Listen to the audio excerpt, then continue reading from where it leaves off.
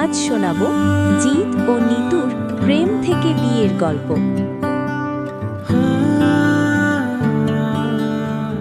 শুরুটা ছিল একেবারে সিনেমার মতো। শুরুটা স্কুলের বেঞ্চ থেকে আর শেষটা বিয়ের মণ্ডপে। জিৎ আর নিতু প্রথম দেখা করে ক্লাস 9-এ। দুজনেই একই সেকশনে, কিন্তু প্রথম দিকে তেমন কথা হতো না। জিৎ ছিল একটু চুপচাপ আর নিতু ছিল হাসি খুশি, সবার সাথে মিশতে ভালোবাসত। প্রথমে পড়াশোনার অজুহাতে কথা, তারপর ধীরে ধীরে বন্ধুত্ব। সেখান থেকেই শুরু। টিফিন ভাগাভাগি, একসাথে প্রজেক্ট করা, পরীক্ষার আগে একে অপরকে সাহায্য করা, সব মিলিয়ে সম্পর্কটা গভীর হতে থাকে।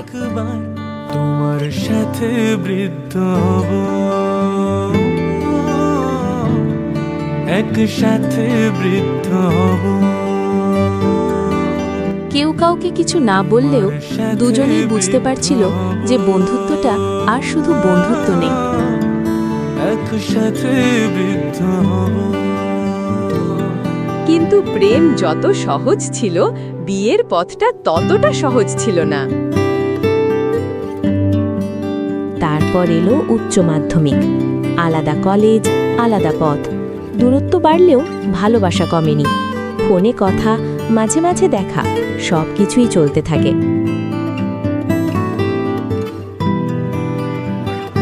সেই মুহূর্ত থেকেই তাদের ভালোবাসার শুরু। ভুলে যাও অভিমান ফেলে, জীবনের নানা চাপ, পড়াশোনা, পরিবার সব সামলে তারা একে অপরের পাশে থেকেছে।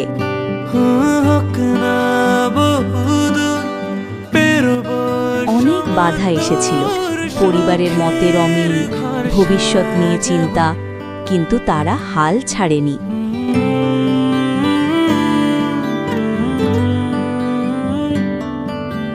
ভুলে যাও ধীরে ধীরে দুই পরিবারও তাদের সম্পর্ক মেনে নেয়। পিছুটা তোমার সাথে। অবশেষে সেই দিনটা আসে, 26শে ফাল্গুন 1432 বুধবার, 4 হাত 1 হয়। লাল শাড়িতে নিতু, পাঞ্জাবিতে জিৎ। দুজনের চোখে সেই পুরনো স্কুল জীবনের ভালোবাসা এখনো ঝলমল করছে। সাত পাকে বাধা পড়ে তারা নতুন জীবনে পা রাখে।